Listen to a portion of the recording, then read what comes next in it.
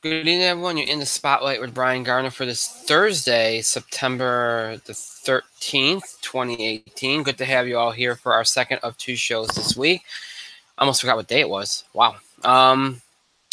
Sometimes you have these weird weeks where you like I mean, you know what day it is, but you don't like the actual day. Like, well, it's the 12th, the 13th. You just keep getting confused, and you shouldn't because you have work and jobs and stuff, and you're supposed to remember these dates so you can write them down. And sometimes you still get them horribly wrong. Sometimes it happens, but okay. Anyway, I know I like to small talk sometimes. So, all right. So with that being said, we have a pretty, not a lot to do here. Couple of things that you've all been wanting us to talk about. We're going to throw out there today.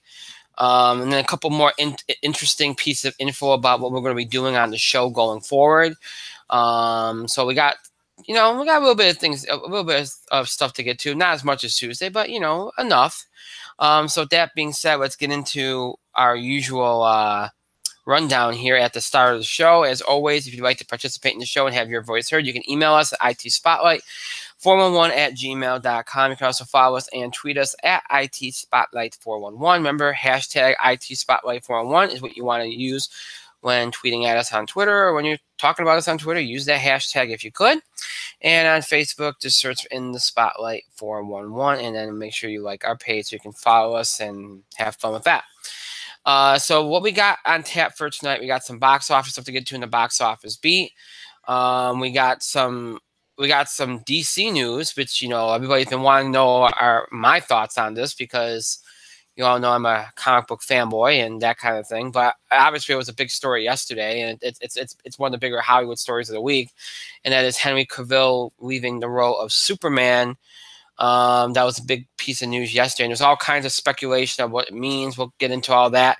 And then that'll be the entertainment stuff. And then on the other side of things, we got some wrestling to get to. Quite a bit of wrestling. That'll be the bulk of the show. We got Raw, SmackDown highlights. We're going to be previewing WWE's Hell in a Cell pay-per-view. So a lot of stuff to get to on that. Before we get going, though, let me give you all some insight into what's going to be happening next week and beyond. Next week will be a normal week. Next week we will do two shows like we did this week. And we'll probably do the wrestling stuff on Tuesday. Maybe not. Maybe we'll leave it for Thursday. I think we'll follow the same format as this, because football takes a long time. So we'll do, sports on Tuesday, which means football, baseball, the whole deal. And then on Thursday, we'll do same as we're doing tonight, entertainment and wrestling. We'll do a lot more entertainment next Thursday than wrestling, because the fall TV season gets underway the week after next. So we'll do like a fall preview and all that kind of stuff. We'll have some fun with that next Thursday. So that will be what's coming up next week. Now, what happens beyond next week? Because as I talked about on Tuesday, there are changes coming to the show.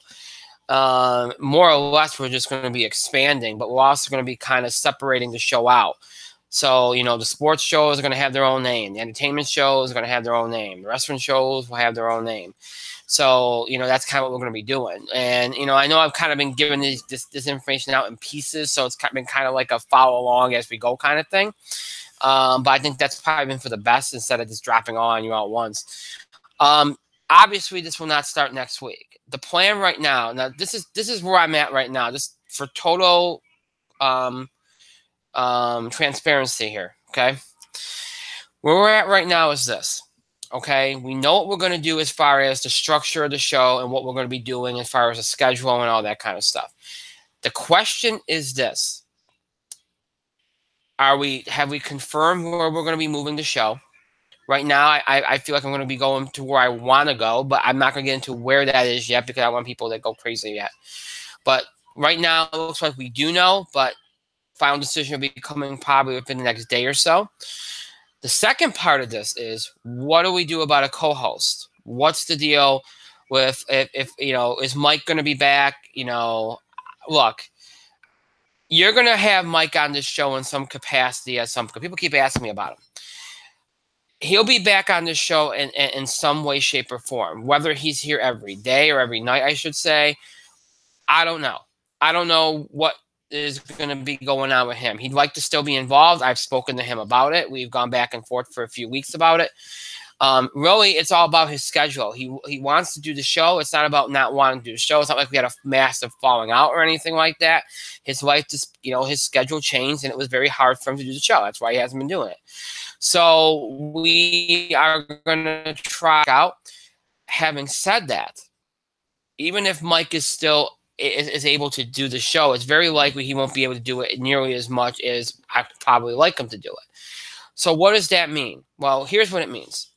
I don't mind doing shows by myself. You've all told me over the years you don't mind when I do it by myself. Depends on the content, of course. I prefer to do the shows with people. Why? Because it adds it adds different colors to the show, different dynamics to the show. You can bounce off each other. You can have good debates, good discussion. It just makes for a better show. I've always felt that way. You all know this since we started back in October of 2010. The first couple months, was it a couple months? Maybe a couple weeks. I'm not sure how long it was. It wasn't very long. Well, granted, back then, this was the first time I'd ever done this. I went, I was still in school, I was fresh out of school, I should say. And I put myself out there, and it took me a while to get used to doing it. So it's obviously different now. I can handle myself. I can handle the show. It's not an issue. But back then I couldn't. So maybe it'd be different now. And I guess it is. I mean, like I said, some of you seem to think I do just fine. Having said that, I think we really, as a show, took off when Mike joined the show, because it gave us it created our dynamic. It created so much of what the show is. The good discussions we had, the debates we had, the fun we had, between me, Mike, and Jeff Tech, and even when Justin jumped on and joined us and all, we used to have a lot of fun with that. And and that's, I think we lost a lot of that when we moved to Google and YouTube and that. But you know what? When we had that run on Talk Show, it was great. And that's really where we had our best audiences, our highest numbers, and it just really clicked and it worked. And we want to try to recapture that magic, but you can't recapture that magic if it's just me. You have to have different things going on, different personalities, and that's something that I'm hoping to do. Not just on the sports shows, but on the wrestling shows and on the entertainment shows as well. My hope is that we're going to have different people jumping on and having some fun with us. I'm going to try to get guests, and we're going to try to do a lot of different fun things. So why am I bringing all this up? Other than just making sure you all know what's going on. Well, I've been racking my brain trying to think of what we can do if, say, Mike can't be the co-host for the show, if he can only join us from here and there. If I want to co-host on this show, we're going to have to go find somebody else. Now, do I know a lot of people that would have the availability and be willing to do this? No, I don't. That's where the problem is. Because remember, we're not making any money off this yet. We hope to be soon. Once we start this off in 2 weeks, and that's the goal, and start this up in 2 weeks, we hope to start making some money off of the show. So that's not the hope we will, but how much money we make is going to depend on how well the show does. So that's incentive to make sure the show does well. So I'm throwing this out. I'm throwing this out here to all of our fans. What do you think? What is your ideas on how we should decide the co-host situation on the show? We've thought about doing a fan contest. Some of you have been listening or watching us since day one. Some of you I've known since before I started doing the show. On many message boards over the internet. That I don't go on much, if at all, anymore. But I did at one point.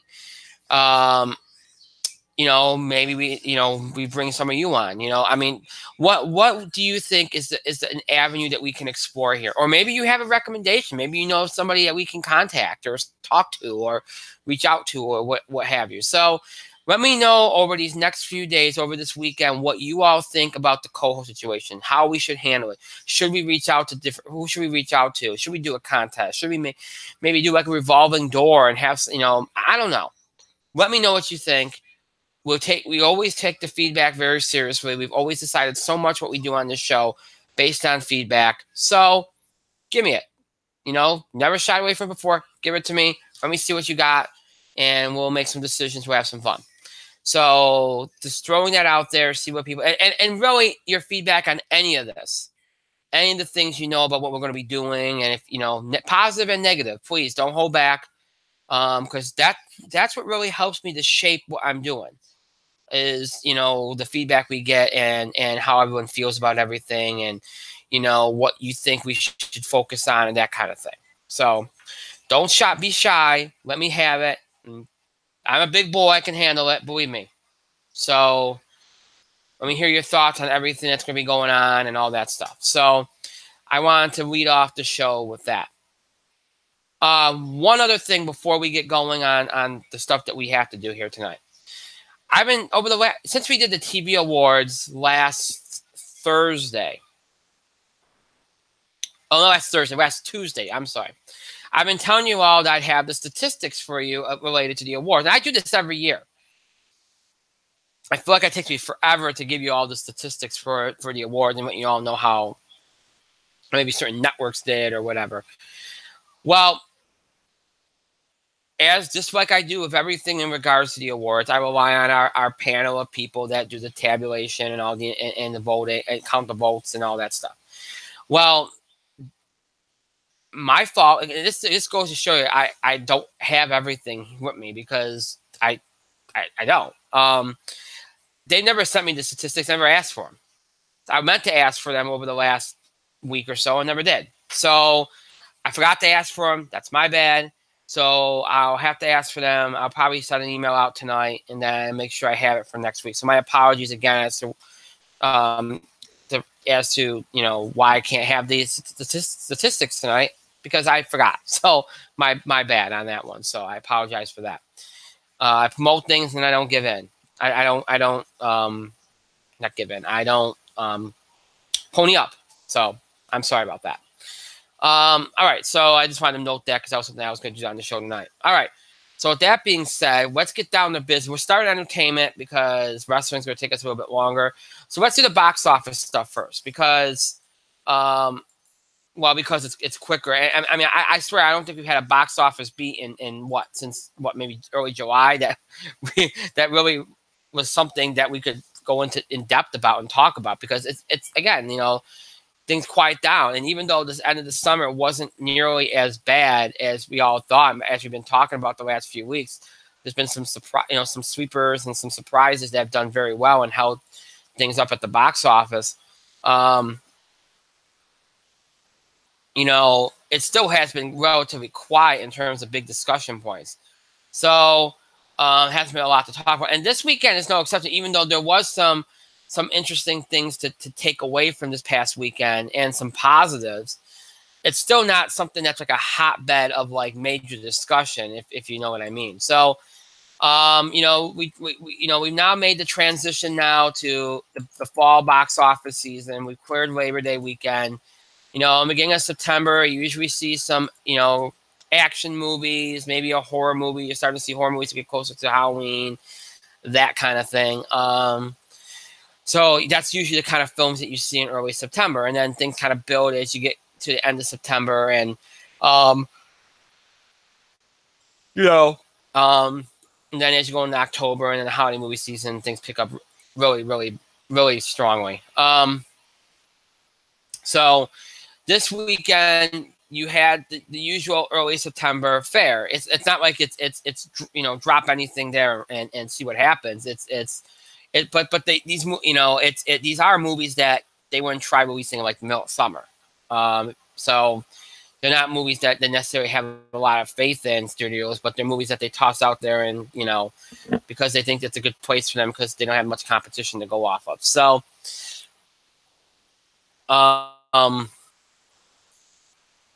last weekend you had, I'm trying to pull up the page here. It's giving me a hard time.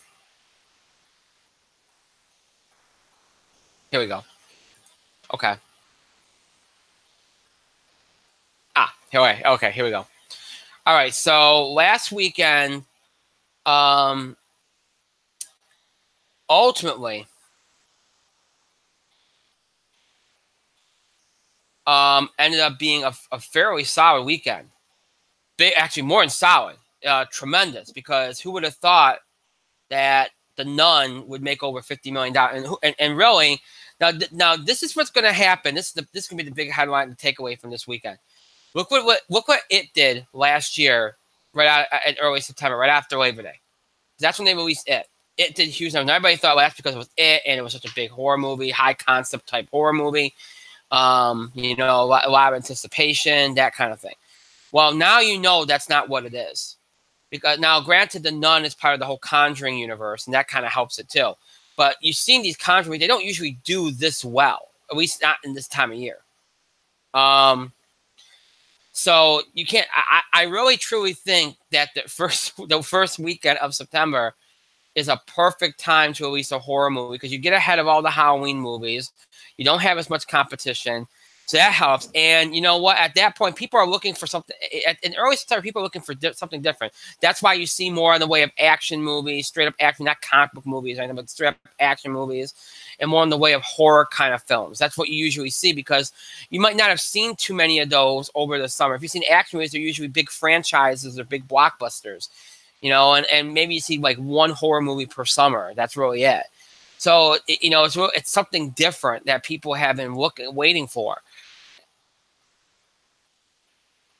So that's I think that, you know, I think we've seen in the past few years that, you know, there's a market for those kind of movies in early September, and they're probably the smarter movies to release, because they seem to strike a chord. And The Nun did. 53.8 million is a very good number. I mean, yeah, it did much bigger business, but still for this time of year, for that kind of movie, that's great. $22 million budget, that's great. Done a new release last week. It was Peppermint. That only made 13.4, but it's only got a $25 million budget, so it's not too bad.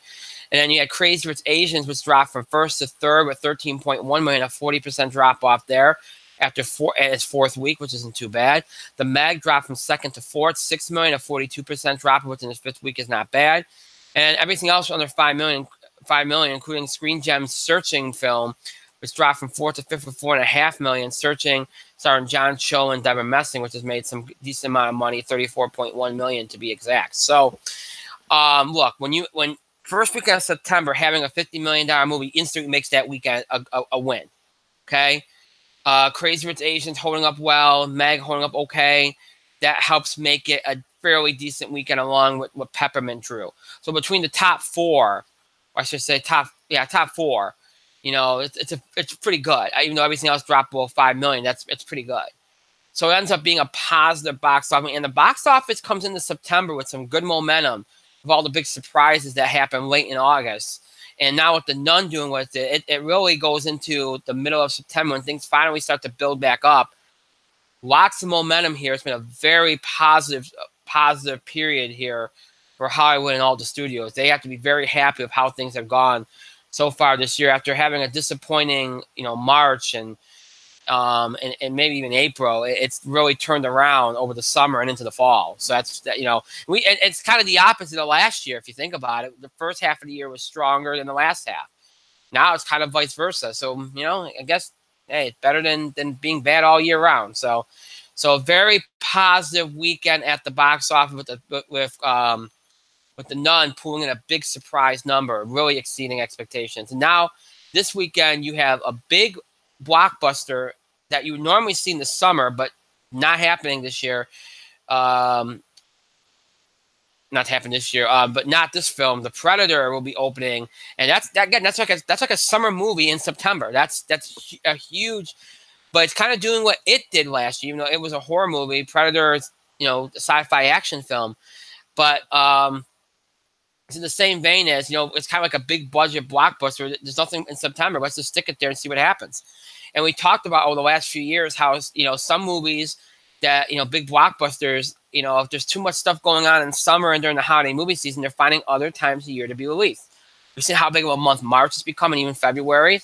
You know, April's become a big month now, and now we're seeing September become a big month, and October a few years back became a big month. So you're seeing that studios are finding other places to put big budget movies, big blockbuster movies. So, you know, Predator does well here. You're going to see this continue because if it works, they're going to keep doing it. So Predator is this weekend's big movie, opening in 4,037 theaters from Fox. It's a sci-fi action film. It's a remake of a film that came out in the 80s. Directed and written by Shane Black, starring Olivia Munn, Jacob Tremblay, Ron Straczynski, Sterling K. Brown, Thomas Jane, Boyd Holbrook, Jake Busey, Edward James Olmos, and Keegan Michael Key. $88 million budget, R-rated. The expectation is that it'll have a good number, maybe 40, 50 million. So if the box office can do at least another 40, 50 million, second straight weekend in a row in September, I think they'd be ecstatic. Now, this movie has some controversy around it involving one of the actors that are in the film, but that scene's supposed to have been cut, so maybe that will help. That should help it avoid any backlash there. You know, again, the reviews have been mixed, but I can see this movie having a good first weekend. And if people don't like it, then the second weekend will be a big drop off. But I think it'll have a fairly good first weekend for sure. The second biggest release is a thriller called A Simple Favor from Lionsgate, opening in 3,102 theaters, starring Anna Kendrick and Blake Lively. It's the kind of film you would see in September, or even like a January or so. Probably won't get a lot of attention, maybe 12, 13 million.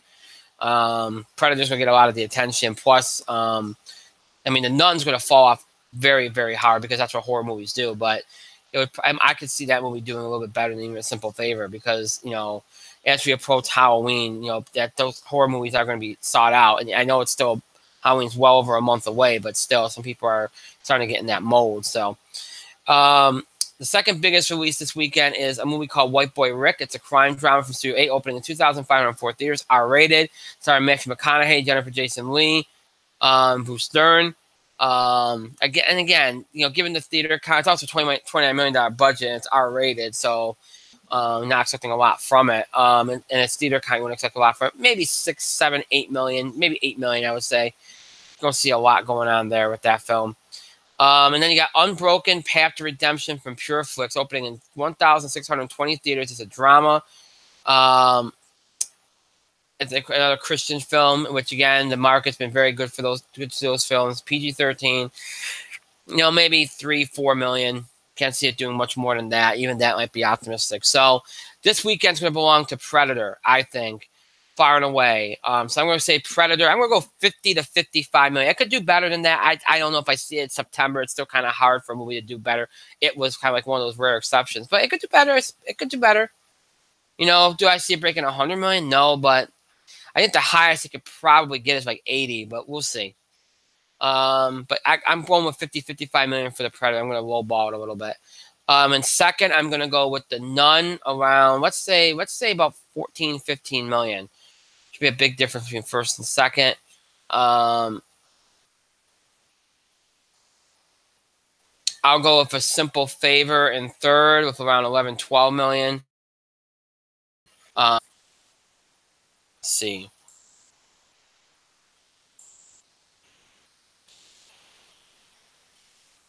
I'm gonna go with Crazy Rich Asians at 8.5 million.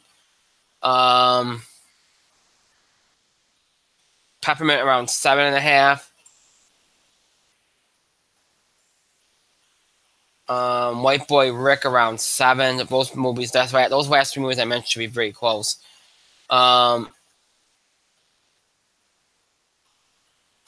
Peppermint, Mag will be right at that $5 million mark. I think everything else will be under $5 million, including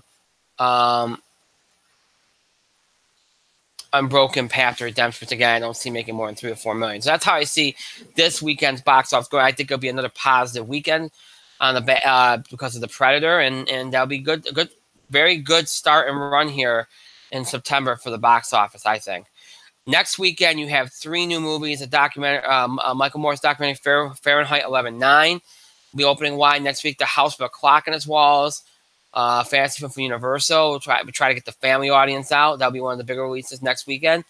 typical September movie you would see, or early October movie you see. If House of a Clock on 12, typical family movie you see at this time of year. And then Life Itself, a drama from Amazon Studios, will be the other big release next weekend as the box office continues to build itself back up after the summer movie season. So next weekend, that's what you have on tap. We'll talk more about that next weekend. Of course, we'll look back at what's to come this weekend and all that good stuff. Next week, we'll talk about all that. So that's the story at the box office. Now, let's get down to business with this Henry Cavill thing.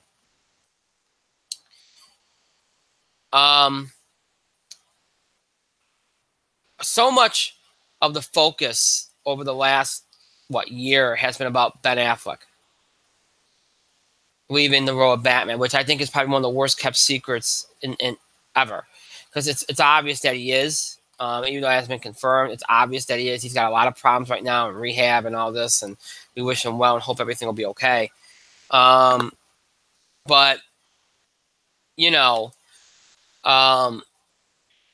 the focus has been on that. And then, of course, DC's got new people in charge with their films and trying to figure out what they're going to be doing, and all this talk of reboots and using Flashpoint to go back in time and undo everything. And there's been a lot of stuff out there, lots of speculation. DC's got the streaming service. How will that impact things? Whatever.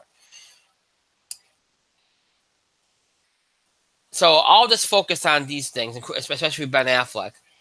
And then you got Henry Cavill yesterday and the news that he is not going to be going forward as Superman.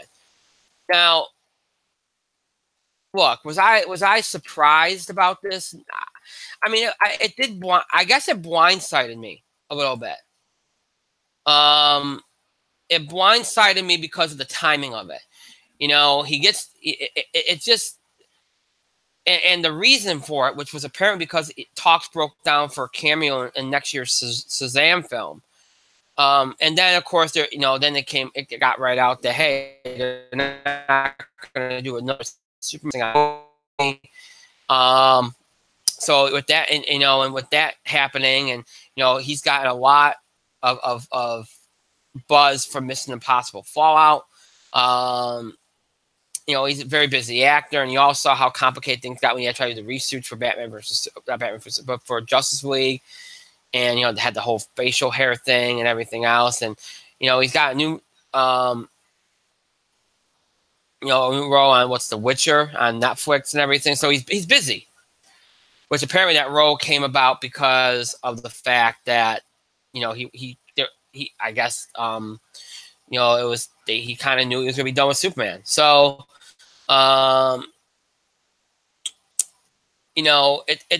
it didn't really surprise me. I just again, it's the timing.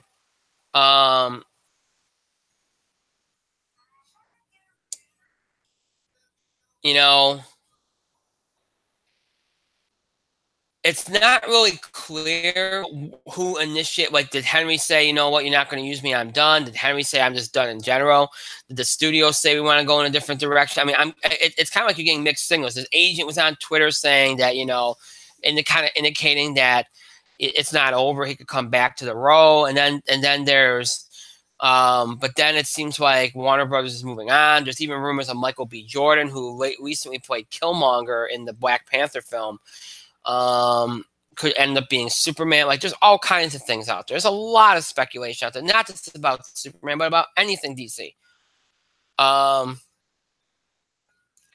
we can go on. I mean, John Hamm is Batman. There's a lot of things out there.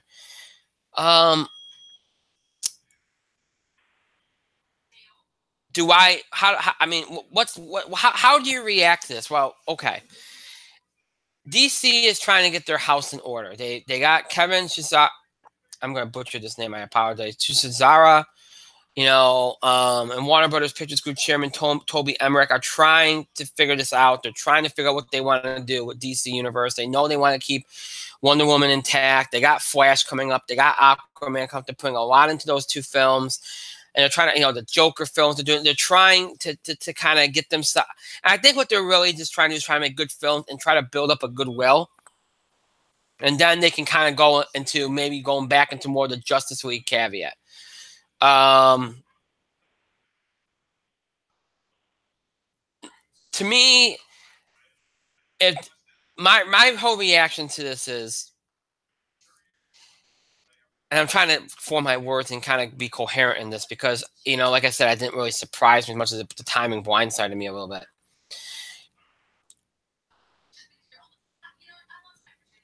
I feel like they never got Superman right. I think Henry Cavill was a great Superman. I thought the back half of Justice League, they kind of got him right. They were very close to where they needed to go with the character. It was too late at that point. The problem you have is this: even though Henry was so good as Superman, every time you look at him in that role, you're going to think about all the garbage of Man of Steel, Batman vs Superman, and Justice League.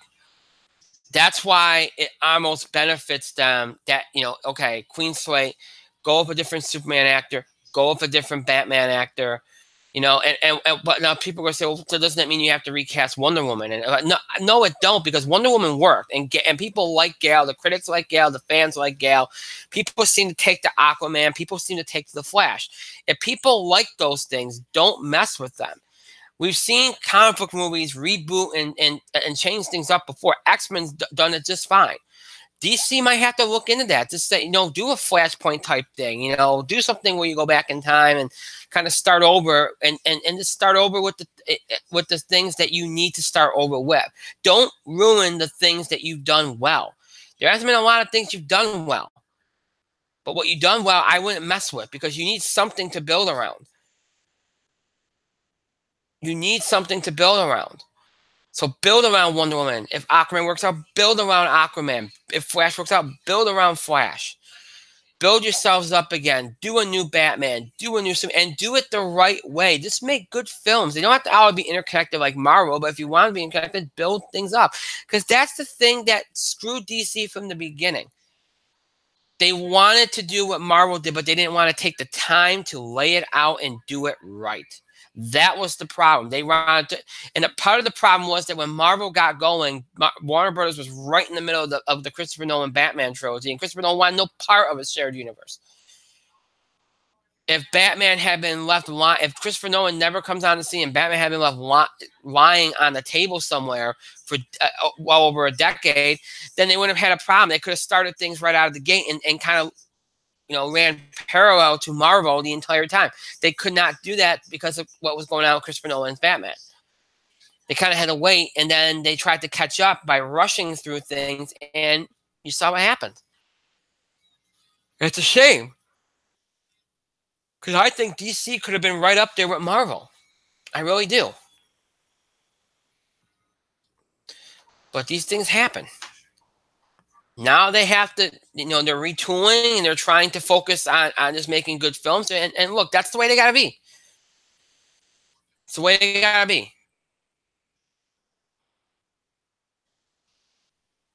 It sucks that, they're losing Henry Cavill. But again, I think, I do think they need a clean slate with Superman. Even though he's a great actor, I just don't think it would work out going forward, because people just always attribute him to what really did not work. Same thing with Ben Affleck. Even though Ben, I thought, was great in Batman vs. Superman, they would always attribute him to what didn't work in the DC universe. And that, you can't have that. You're trying to go in a different direction and get things going the right way. So if they're going to do that the right way, I guess you got to clean slate it. And that's, not really clean slate it, because you want to keep the parts that work, like Wonder Woman and such. But, keep what works and take away what doesn't. And Henry Cavill, unfortunately, is part of what doesn't work. So while losing a good actor sucks, it might be for the best for the DC universe.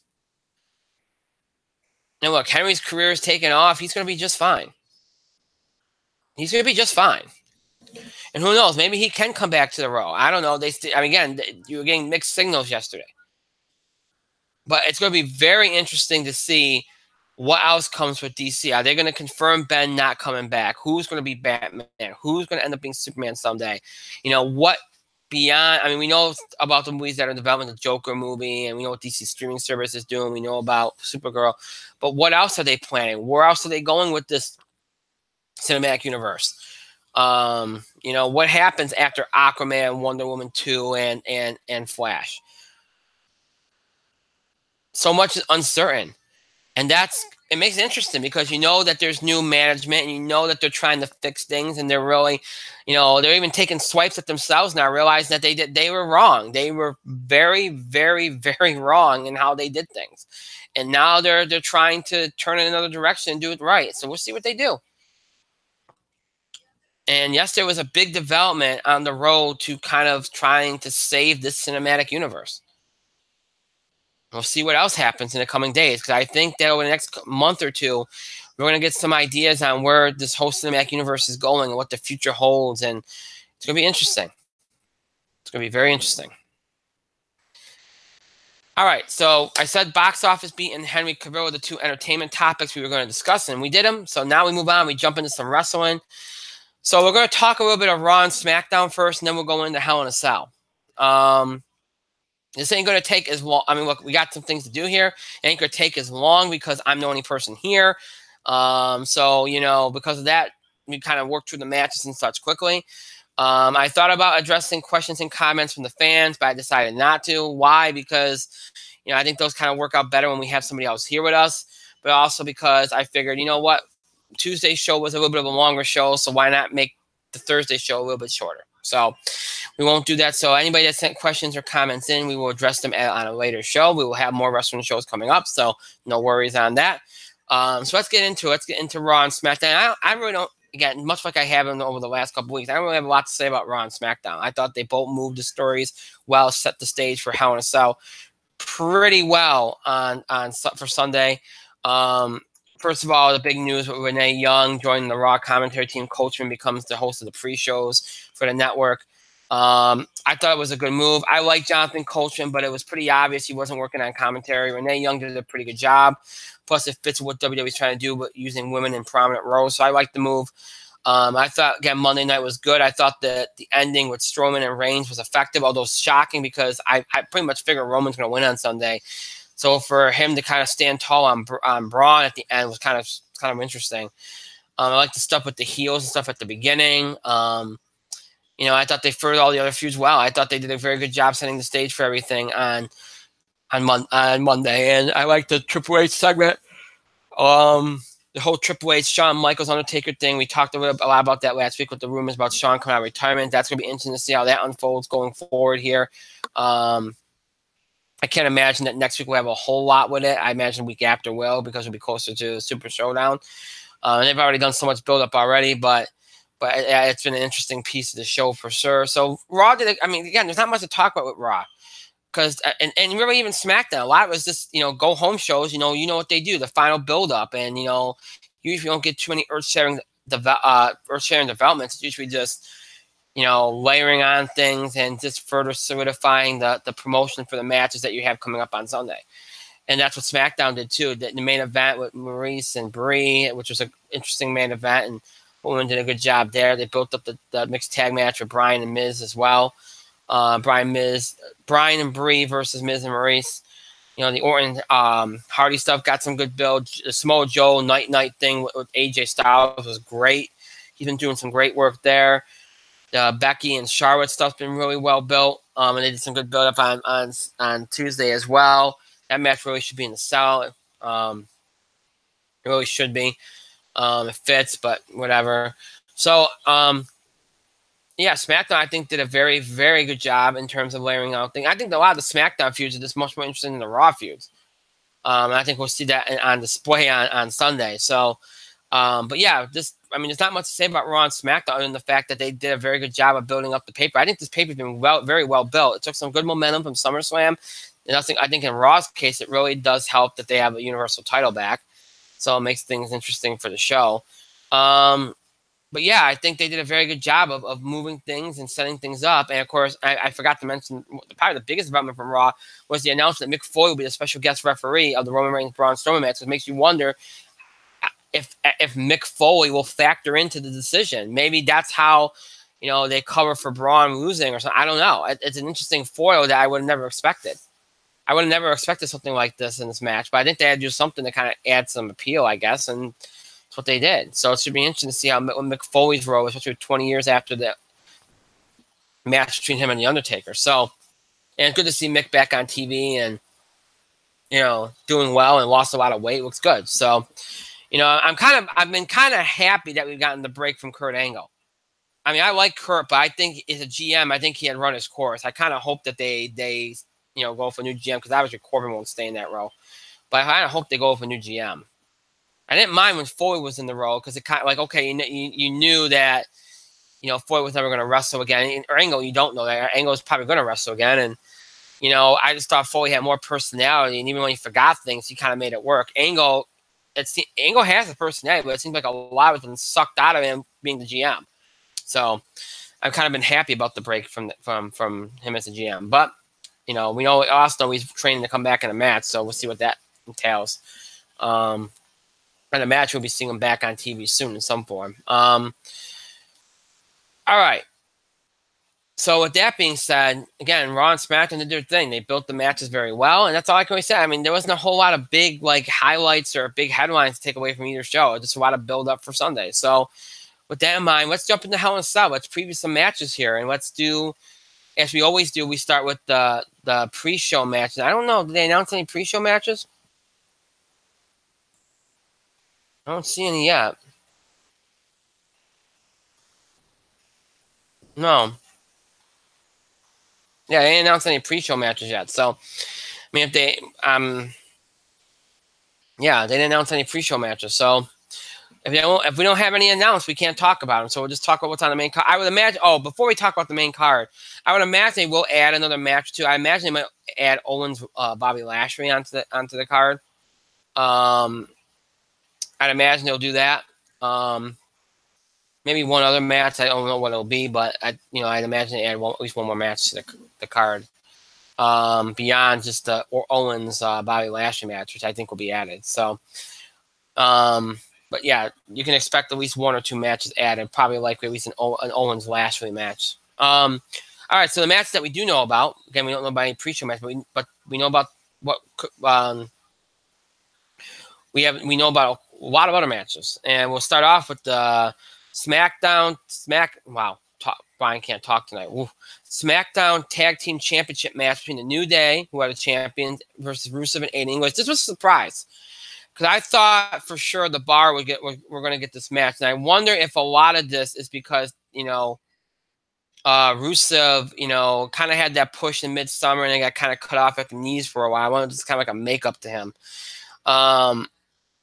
I would say that the New Day is going to win this, but at the same time, I almost feel like they feel like they need to give Rusev and Aiden English something for everything that they've been through. So you know what? I'm going to actually pick Rusev and Aiden English here to win. I don't know if they're going to win clean. They might have them do something heelish, even though they're kind of like tweeners / not bottom end, but tweeners / faces. Well, okay, they're tweeners. Well, not really faces, but the tweeners. That's why they're probably going to have them do something, that helps them to win. Because because I think WWE is under the impression that some people still boo these guys, even though they don't. Not very many anyway. So I don't think it'll be clean, but I think Rusev and Aiden English will find a way to win. I think it'll be a fun match, and I think I'm kind of glad they got the opportunity because they've been a great tag team, and I think they got kind of pushed aside this summer, and I'm glad to see them getting some attention again. So what should be a very good match. I like Rusev and Aiden English to take the tag team titles from the New Day. Another tag team championship match, this time on Raw. Dolph Ziggler and Drew McIntyre, who are the Raw tag team champions, versus Seth Rollins and Dean Ambrose. So you get the B team right out of the picture, so they can focus on obviously much big, top, more of a top tier kind of talent matchup here. I'm not sure that they'll take the titles off Ziggler and McIntyre here. I could see them, I could see them retaining, but not retaining clean. I imagine eventually Rollins and Ambrose will get the titles. They don't get it here. They'll get it at the next event. Maybe they do get it at this event, and that helps to build the Super Showdown match with Dolph, Drew, and Braun Strowman. But right now, I'm thinking that they won't get the titles, and Dolph and Drew will retain, obviously, through nefarious means. But I'm looking forward to this match. I think it'll be a good match. I think it'll take a lot of time. Great athletes in this match, great workers in this match. I think this will be one of the matches of the night. But I do like Ziggler and McIntyre to retain. I'm going to say this: if Roman's winning on Sunday, which I imagine he is, then Seth Rollins, Dean Ambrose will probably lose. If Roman's not winning, then Seth Rollins, Dean Ambrose probably win. Why do I say that? Because I think that they don't want to be too predictable. I think they think that people think, well, if Roman loses, so will Rollins and Ambrose, or if Roman wins, so will Rollins and Ambrose. I think they're going to try to avoid that kind of predictability, and that's why I see it going that way. So, all right, next up, Daniel Bryan and Brie Bella versus The Miz and Maurice in a mixed tag match. To me, this match is designed for two reasons. One, it's designed because they wanted Daniel Bryan and Brie Bella to be teamed up and get together. It plus helps build The Miz and Maurice and promotes their show. But I think they want to work Daniel Bryan and Brie Bella together, just like they want to work John Cena and Nikki Bella together. It's kind of like they're trying to get all of Daniel Bryan's big dream matches out of the way in a row. That's what they've all been doing since he came back. Or, well, not since he came back, but since the big cast feud ended. So like they're doing all these dream matches in case something happens, God forbid, and he can't wrestle anymore. It's like that they're trying to get all these things. That's what they say, so they can say they did them. But I also think they're doing this match too because they want to continue the Daniel Bryan Miz feud. We already know that they got a Super Showdown match, which is essentially a #1 contenders match for the WWE title. So, to me, this is their way. This match is their way of getting Daniel Bryan a win over the Miz without having Daniel Bryan actually beat the Miz before their Super Showdown match, and because they probably want to keep this feud going even beyond that Super Showdown match. So Daniel Bryan and Brie are winning this match. You're not bringing Brie Bella out of retirement. And of course, Brie Bella's on both Raw and SmackDown. Don't ask me how that happened. But you're not bringing Brie out of retirement and doing this match if Daniel Bryan and Brie aren't winning. Daniel Bryan and Brie are winning. They're beating The Miz and Maurice on Sunday. I think it'll be a fun match. The crowd will be into it. It'll be a spectacle. It won't be a long match, but it'll be what you expect it to be pretty much, which is, kind of a spectacle and a lot of drama and shenanigans and stuff like that. But I think Daniel Bryan and Brie Bella win this match on Sunday. So Brie and Daniel Bryan for me in this match. All right, next up we have Jeff Hardy versus Randy Orton in a Hell in a Cell match. It's kind of weird to me that they're doing this match in the cell, but AJ Styles and Samoa Joe's not in the cell. Charlotte and Becky Lynch is not in the cell. Ronda Rousey and Alexa Bliss is not in the cell. Well, that one doesn't surprise me. They might want to wait for Ronda's first match in the cell, so I can understand it. But Charlotte and Becky should be in the cell. AJ Styles and Samoa Joe should be in the cell. I mean, those matches should be in the cell. I know you want to do too many Hell in the Cell matches, but to do a Hardy and Orton match in the cell seems pointless to me because, it's been a decent feud, but, Charlotte Becky deserves that more than they do. AJ and Samoa Joe deserves that more than they do.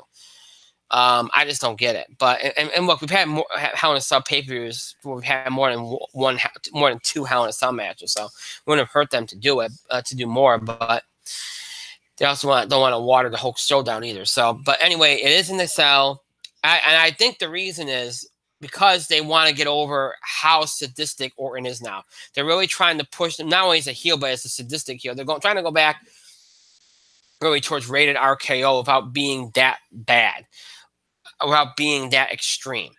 So that's kind of the direction they're going in, because that's the only way they can try to get Randy Orton over here. And they're doing a better job this time than they did during the Authority angle. Because we see it on his own, and at least he's more sinister. I think it is working slowly, and I think that's what this match is designed to do, to make him look vicious and despicable and try to get over with the crowd how bad he is a person.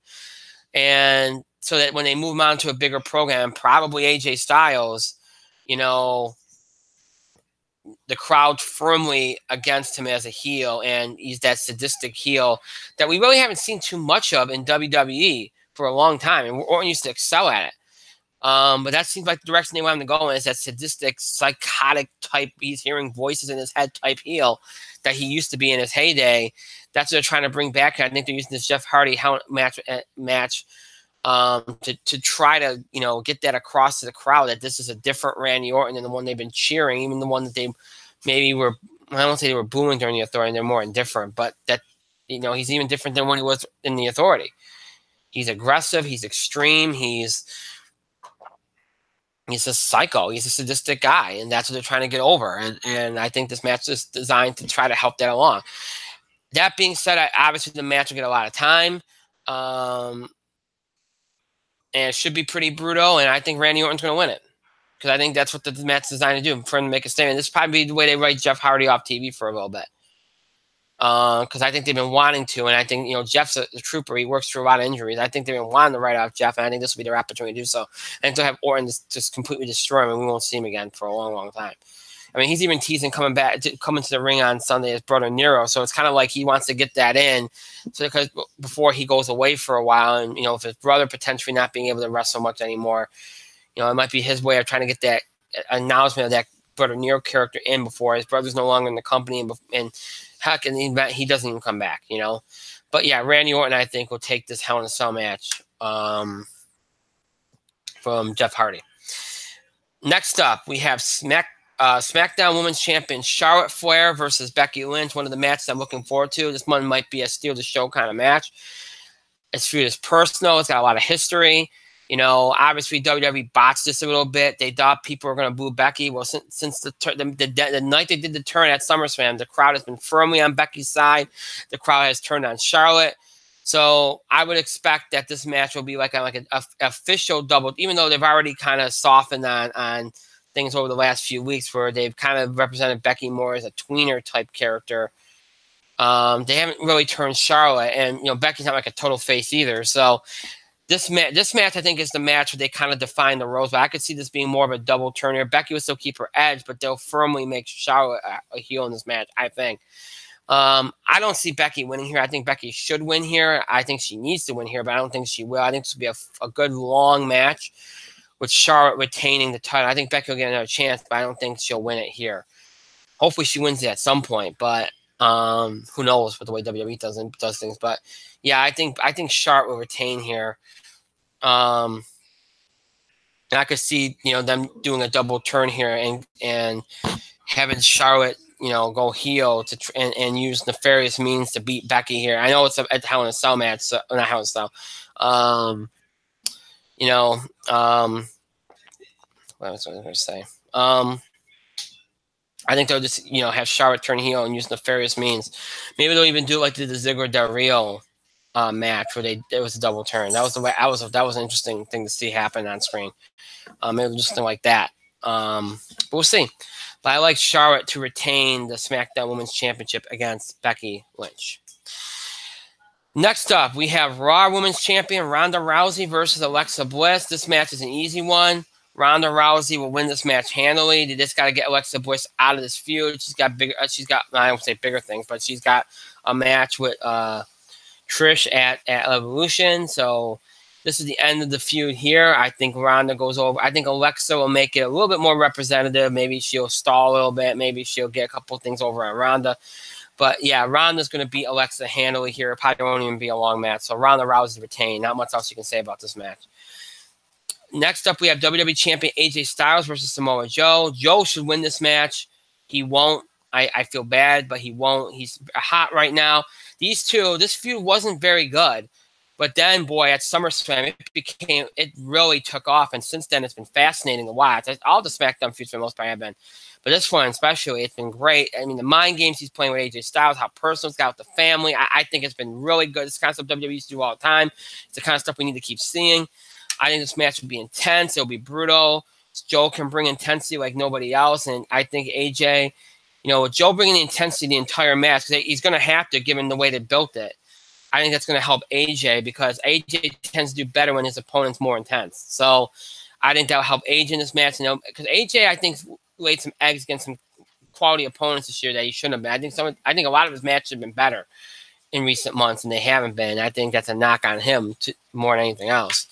But with Joe, with the intensity he's going to bring, I think this one will be a good one from start to finish, as opposed to some of those matches where, not the ones that I feel like he underwhelmed, but, you know, a lot of the matches recently where he's kind of like underwhelmed until he's kind of gotten going late in the match.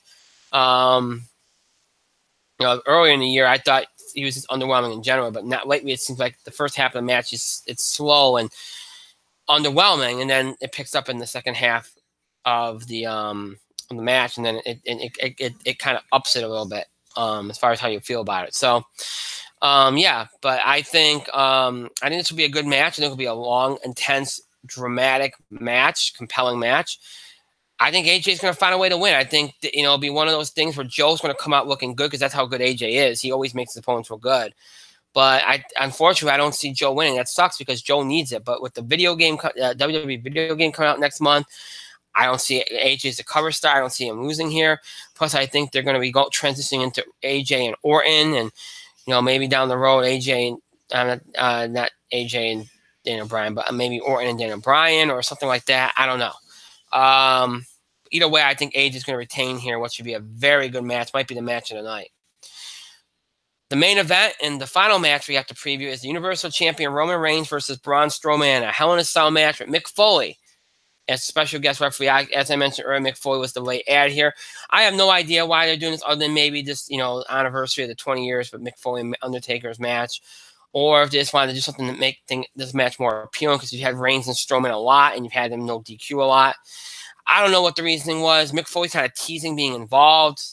I don't think he can take bumps or work a match, so I don't know how he can really do much here. Other than maybe he screws somebody over or something. But if you do that, then you're kind of writing Mick Foley right into the thick of a storyline. I don't think they want to do that. So, look, Roman Reigns is probably going to win here. A couple weeks ago we were talking about all kinds of things. Oh, Owens quit. Maybe he'll come back and cash in the case because they left the case for Baron Corbin. No, that possibility is gone now because Owens is already back.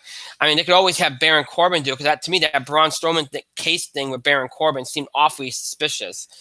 Maybe they'll have Baron Corbin was on the show, but maybe they'll have Baron Corbin cash in, and wouldn't that be something after he lost last year? Or he maybe runs to the ring, cashes in, makes it a triple threat. I don't know. That possibility exists. That would make things interesting. I guess you could say this could turn into a complete cluster mess. You could see the Shield trying to interfere. You could see Ziggler and McIntyre trying to interfere since they can use this match to kind of build super showdown, which you shouldn't be using pay-per-view matches to build other pay-per-view matches, but they've done it before. I could see all those guys interfering here, it's in a cell.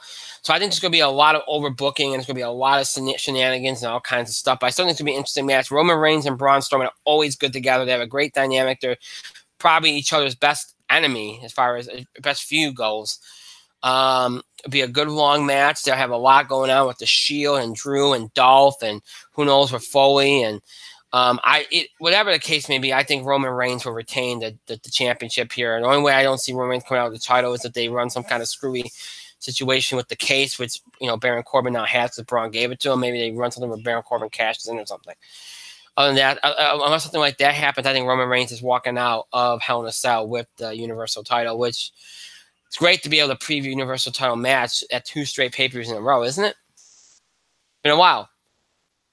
So, but yeah, I think Roman Reigns to retain in what should be a very good match. And that's the card.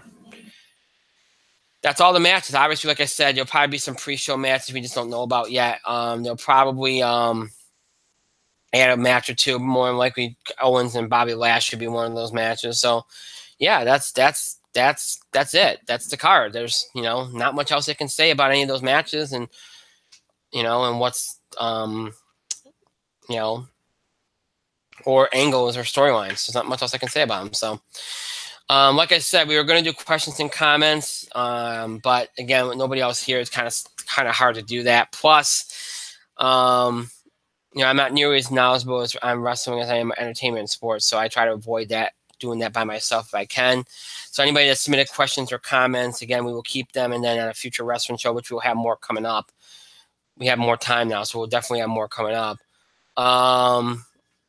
At a future wrestling show, we will definitely pull from some of those. And if we didn't address, you could always send your questions or comments again, and that always gives them more of a chance to be right on air and addressed. So, so my apologies to those that were hoping to do that tonight. We haven't done it in a while, but again, I just think it makes more sense to wait on that. So, all right. So I said I said that we didn't have a lot to do, but we had some things to do, and I said it'd probably be an earlier show tonight than Tuesday because we went longer on Tuesday, and I was right because we're done. We're done with everything we had to do tonight. So with that being said, that is it for tonight. As always, the show might be over. It does not mean you have to stop interacting and contributing to our show. Continue to have your voice heard by can you have your voice heard? Well, see, I'm stumbling. I do this all the time now. It's like crazy. I don't know why I do it. Maybe because I'm thinking about what we're going to be doing in the coming weeks and how things are going to be changing. I'm trying to go through things in my head as I do them. I don't know. Anyway, continue to send us your feedback, your questions about the show and scheduling the show, topic ideas of breaking news items related to sports, entertainment, wrestling you want us to cover, reactions, comments, opinions, and things we talked about on the show, things we said. Any of these things you can do by email, Facebook, and Twitter. You can email us at itspotlight411@gmail.com. You can also follow us and tweet us at itspotlight411. Please remember to use the hashtag itspotlight411 for anything you tweet regarding our show. And as always, of course, you can find us on Facebook. Just search In the Spotlight 411 on Facebook, and then make sure that you like our fan page so you can follow us on Facebook as well. Again, follow us on social media so you can have access to all the latest information about the show, especially when it comes to scheduling.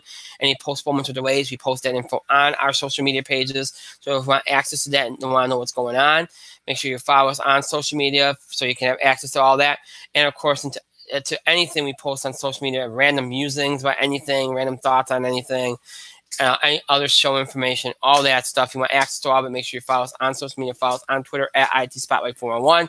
Remember to use hashtag itspotlight411 for anything you tweet regarding our show. And, of course, again, as always, find us on Facebook In the Spotlight 411 on Facebook, and then make sure that you like our fan page so you can follow us on there. I know I repeat that twice, but, it's helpful because people, sometimes people need to hear it twice. That's the way it is. Better. It makes things easier for some. So, if you'd like to keep up with the show or look back at classic episodes, you have two ways in which to do that. You can either stream us anytime on Google Plus and YouTube. Just search for In the Spotlight 411 on Google Plus and YouTube, and you're taken to our show page on both sites where you have access to every episode we ever produced for Google Plus and YouTube. That's every episode from mid-October 2015 all the way up to tonight's current episode. Those episodes are available for you to stream anytime you want. Just head over to Google Plus and YouTube and search for In the Spotlight 411. If streaming is not your thing, maybe prefer to listen to us instead of watching us on screen. Maybe you want to listen to us on the go, or maybe you're interested in older episodes of the show. If any of those are the case, then you might want to check us out on our main host sites, Podbean and iTunes, to search In the Spotlight 401. And when you do, you'll be taken to our show pages on both sites, where you'll find every episode we've ever produced in the nearly 8 years we've been doing the show. So every episode from our original Blog Talk radio run from October 2010 and January 2011, every episode from our Talk Show run from January 2011 all the way up to mid-October 2015, and all of our Google Plus and YouTube episodes from mid-October 2015 all the way up to tonight's current episode, all transfer into audio format for your convenience. Every episode we've ever done. And transfer into audio format for your convenience. Listen from the most recent episode, that being tonight, all the way up to the oldest episode way back in October 2010. All our episodes available for you to listen to anytime you want. Maybe you want to check out an old episode from 4 or 5 years ago for the first time, or check it out again, or maybe you're interested in current episodes or more recent episodes, just catching up on those. Whatever the case may be, if any of that applies, you check us out on our main host sites, Podbean and iTunes. Just search for In the Spotlight 411. So Google Plus, YouTube, Podbean, iTunes, and Google Plus, YouTube, Podbean, iTunes are your 4 ways to keep up with the show and look back at classics. So search for In the Spotlight 411. Again, just search for In the Spotlight 411. Again, shout out to my co-host Mike. Hopefully we'll be seeing him in the coming weeks here, as I mentioned at the top of the show. Working on things for him. Hopefully he'll make a comeback soon. Of course, I want, as always, thank myself for a great show and pat myself on the back, and thank all of you for your continued support and contributions to the show. Thank you so much for watching. To those that will be watching or listening to this in archive later, thank you to you as well. That is it for tonight. That is it for this week. Nice little quick show here. We got through everything in a timely fashion, and now everybody can go to sleep if they want to. So there you go. It was nice to have 2 shows. It's been nice having 2 shows the last couple weeks. I feel like I'm back in the swing of things. So hope you're all enjoying it too. You seem to be, so that's good. All right, so that is it for this week. Next show is next Tuesday, which is September the 18th, 10 o'clock Eastern time. Again, both shows next week, 10 o'clock p.m. Eastern time. We're going with the 10 o'clock time slots again next week, so please keep that in mind. Tuesday, again, will be sports. We'll do NFL discussion. We'll talk about week 2. We'll get to week 3. We'll do some college football. We'll do some baseball, all that on Tuesday. Next Thursday, just like to this week, entertainment and wrestling. We'll do box office, be any other entertainment news we have to cover. Wrestling, we'll talk about Hell in a Cell. We'll talk about Raw and Smackdown. Anything else we have to cover, we'll cover. All that next Thursday. So, be a busy week next week. And last week could be the last week. Last week, wow. Last week could be the last week. I should say next week could be the next week. Could be the next week. There you go. Sorry, I'm I don't know what's going on with me tonight, folks. I'm sorry. It seems like the Thursday shows, I always stumble over myself. I don't know what it is. Maybe I'm just looking for the weekend. All right, let me say this much more clearly so you can understand it. Next week could be the last week of the way we've been doing things for the last few years. We could start the new setup for the shows the following week. So I'll let you all know next week the plans and whether we're going to do that or not. But it is coming very, very soon, so just be prepared. But yeah, next week, 2 shows, both at 10 o'clock Eastern time, Tuesday, September 18th, and Thursday, September 20th. So please note that. So another full week of shows next week here, and what could be our last week in terms of doing things the way we've been doing them. So with that being said, I hope you have a great rest of your night, a great weekend, and a great start to your week next week. We'll see you back here this coming Tuesday night at 10 o'clock Eastern time, broadcasting, streaming live here on YouTube. Thank you for allowing me to stumble over myself as usual. Apologies for that. I hope Thursday shows. I got to get back. I guess because we haven't done them so long. Maybe my mind's all gone. I don't know. But I'll be better. I promise. I'll get better. But yeah, so I hope you have a great rest of your night. We'll see you back here on Tuesday, September the 18th. This coming Tuesday, September the 18th at 10 o'clock Eastern time. So we can talk football, baseball, and all that good stuff. Until then, have a good night, everybody.